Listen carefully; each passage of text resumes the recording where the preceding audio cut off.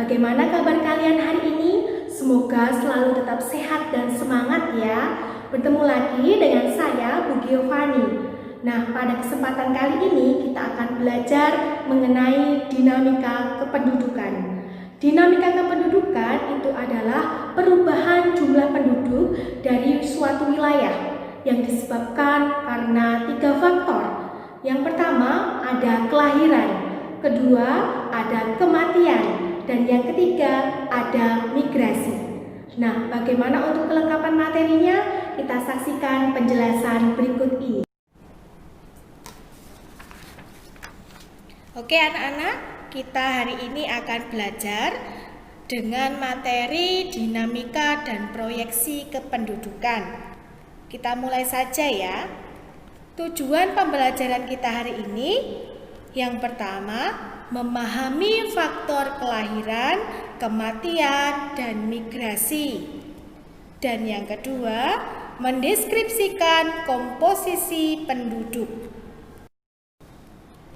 Nah, kita masuk ke dalam dinamika yang pertama, yaitu kelahiran. Kelahiran merupakan faktor dinamika kependudukan yang menambah jumlah penduduk. Nah, apa saja sih faktor yang mendukung kelahiran? Yang pertama, pernikahan pada usia muda. Yang kedua, menganggap bahwa banyak anak juga membawa rezeki yang banyak pula. Yang ketiga, keinginan memperoleh anak laki-laki sebagai budaya paternal. Anak laki-laki adalah pewaris keturunan. Dan yang keempat, belum sampainya program keluarga berencana. Selanjutnya, faktor yang menghambat dari kelahiran. Apa saja sih? 1. Pelaksanaan program keluarga berencana. 2. Menganggap anak sebagai bahan atau beban dari ekonomi keluarga. Jadi dia menganggap bahwa banyak anak itu pengeluarannya juga akan semakin banyak. Nah, yang ketiga, penundaan usia perkawinan. Nah, di sini di gambar ketiga ini kalian bisa lihat batas laki-laki menikah itu umur 25, sedangkan perempuan itu minimalnya umur 21 tahun. Yang keempat, kebijakan instansi yang membatasi intensif tunjangan untuk anak. Nah, selanjutnya dinamika kependudukan yang kedua yaitu adalah kematian.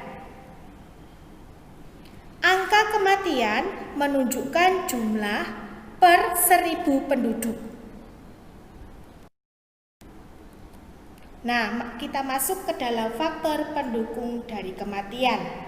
Ada apa saja? Kurang sadar tentang kesehatan. Kurangnya fasilitas kesehatan yang memadai dalam suatu wilayah tersebut, sehingga ketika ada orang yang sakit tidak bisa tertolong karena apa? Fasilitas kesehatannya tidak memadai.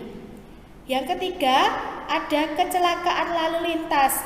Nah, ini yang masih kurang disiplin dalam menggunakan contohnya helm, kemudian perlengkapan atribut dalam pengendara, atau bahkan ada anak-anak yang belum begitu mahir mengendarai sepeda motor, kemudian biar dibilang wow, biar dibilang wah keren, sehingga apa? Memakai kendaraan kemudian tidak bisa mengontrol, nah terjadilah kecelakaan lalu lintas. Nah, ini jangan sampai ya. Nah, yang keempat, adanya bencana alam. Yang kelima, perang. Dan yang keenam, bunuh diri. Nah, kalau faktor penghambat kematian apa saja? Adanya kesehatan. Nah, di masa pandemi seperti ini kita harus menjaga kesehatan kita. Nah, apa saja yang kita makan itu kita jaga, ya. Kemudian adanya fasilitas yang memadai, fasilitas kesehatan di lingkungan sekitar kita. Misalkan di rumah sakit, di puskesmas gitu. Kemudian adanya lingkungan yang bersih dan sehat. Nah, kita juga harus menjaga ini. Nah, kita kan harus di masa pandemi ini kita harus mencuci tangan. Nah, supaya apa? Supaya tidak ada kuman yang masuk dalam tubuh kita. Yang keempat, ajaran yang melarang bunuh diri.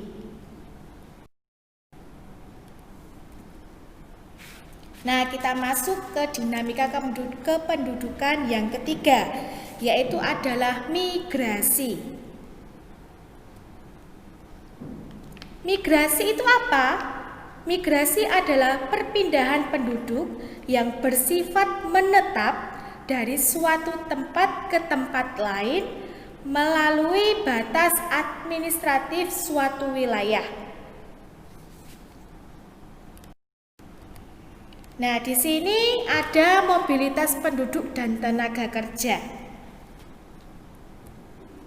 Yang pertama itu ada urbanisasi atau perpindahan penduduk dari desa ke kota.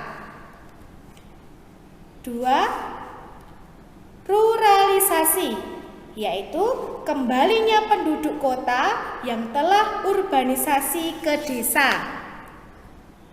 3. Transmigrasi, perpindahan penduduk dari suatu daerah untuk menetap di daerah lain yang ditetapkan dalam wilayah Republik Indonesia. 4. Emigrasi, perpindahan penduduk dari tanah air ke luar negeri. 5. Imigrasi, yaitu apa? Perpindahan warga luar negeri ke wilayah Republik Indonesia. Dan yang terakhir, yang keenam ada remigrasi, yaitu apa? Kembalinya penduduk yang telah imigrasi ke dalam negeri. Itu adalah jenis mobilitas penduduk dan tenaga kerja. Nah, untuk selanjutnya ada komposisi penduduk. Yang pertama adanya kesehatan. Yang menjadi tolak ukur untuk menilai kesehatan, yang pertama ada angka kematian bayi. Angka yang menunjukkan angka kematian bayi itu 0 tahun dari setiap kelahiran. Dan yang kedua, angka harapan hidup adalah perkiraan rata-rata umur seseorang yang diharapkan dapat terus hidup.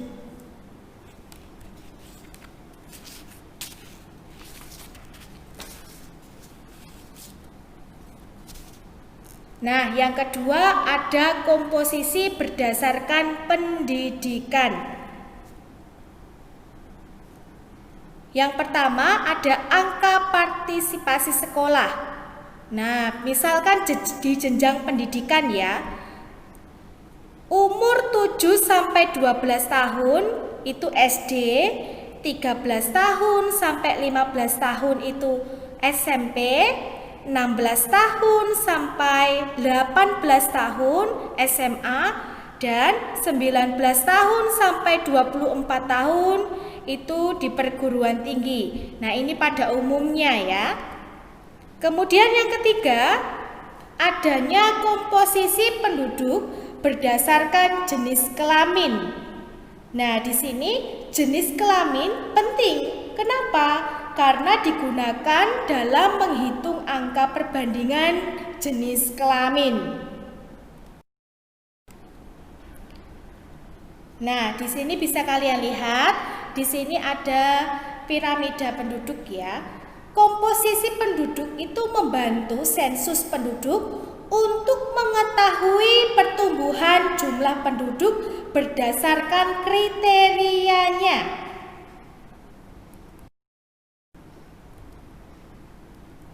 Nah, sekarang kita masuk ke dalam pertumbuhan penduduk dan kualitas penduduk. Ada apa saja? Yang pertama, dampak pertumbuhan penduduk itu ternyata sangat cepat ya. Sehingga menimbulkan apa? Satu nih, bisa kalian lihat. Orang yang mencari kerja. Nah, dia tidak mendapatkan pekerjaan, maka apa? Tingginya angka pengangguran. Nah, pengangguran di mana-mana. Makanya kalian harus bersekolah dengan rajin ya, mengikuti pembelajaran daring dengan baik, sehingga nanti apa? Untuk bekal kalian di masa depan. Yang kedua, persebaran penduduk tidak merata. Yang ketiga, banyaknya usia produktif sehingga beban ketergantungan tinggi. Yang keempat, arus urbanisasi tinggi. Dan apa? Menurunnya kualitas penduduk.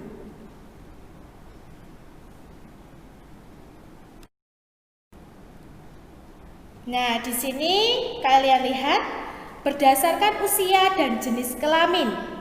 Nah, piramida itu dibagi menjadi 3. Yang pertama, piramida penduduk muda. Yang kedua, piramida penduduk stasioner. Dan yang ketiga, piramida penduduk tua.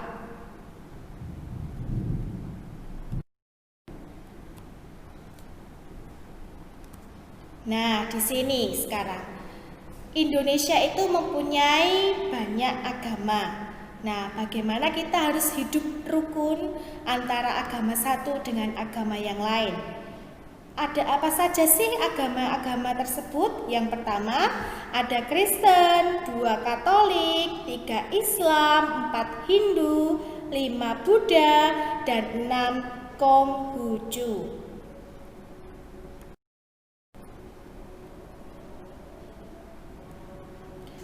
Penduduk usia kerja dibagi menjadi 2 golongan, yaitu angkatan kerja dan angkatan bukan kerja.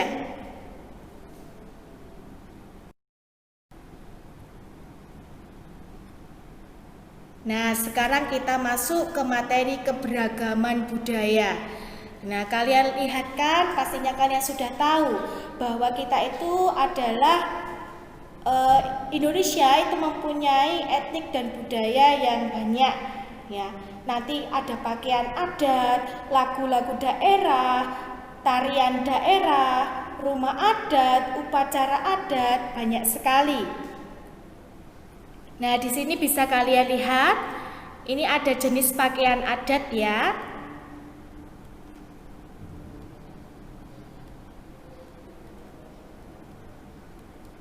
Nah, pakaian adat di Indonesia itu banyak sekali. Nah, contohnya seperti ulos itu dari Sumatera Utara, dan juga ada kebaya itu dari Jawa Tengah dan Jawa Barat. Nah, sekarang lagu-lagu daerah. Nah, pastinya ada yang sudah tahu dan juga pasti ada yang asing ya. Nah, di sini contoh lagu, Ibu kasih contoh itu ada 5. Contoh lagu Ampar-Ampar Pisang. Oh, dari Kalimantan Selatan. Apuse dari Papua. Burung Kakak Tua. Oh, ternyata dari Maluku. Jali-jali dari Jakarta dan jaranan dari Jawa Tengah.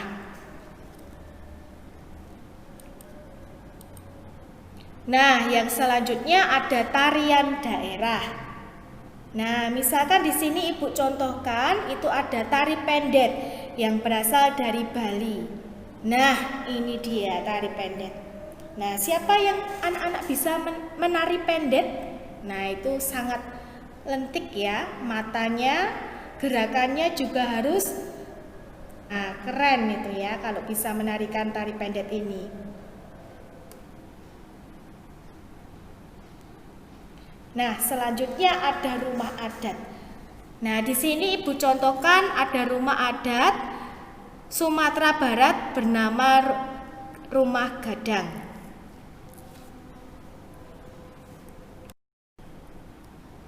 Nah, yang terakhir ada upacara adat. Nah, upacara adat di sini Ibu contohkan upacara adat Bali adalah ngaben. Nah, di sini gambarnya bisa kalian lihat upacara adat Bali ngaben. Prosesi ngaben merupakan upacara terkait kematian dengan membakar jenazah dan menghanyutkan abu ke laut ataupun sungai. Jadi orang yang sudah meninggal dibakar, kemudian nanti sisa abunya nanti dibakar, sisa abunya nanti dilarutkan atau dilarungkan ke laut ataupun sungai. Nah, seperti itu ya. Terima kasih semuanya sudah memperhatikan pembelajaran hari ini. Nah, anak-anak bagaimana? Kalian kan tadi sudah mendapatkan penjelasan dari saya mengenai dinamika kependudukan yang ada 3 faktor. 1. Kelahiran, 2. Kematian, dan 3. Migrasi. Nah, kalian tadi juga sudah mendapatkan pembelajaran mengenai keberagaman etnik di Indonesia. Nah, sekarang untuk kelengkapan selanjutnya kalian mengerjakan tugas di Google Classroom ya. Silakan dikerjakan dengan teliti, disiplin, dan jangan terlambat. Terima kasih semuanya. Ingat, patuhi dan jadikan kebiasaan.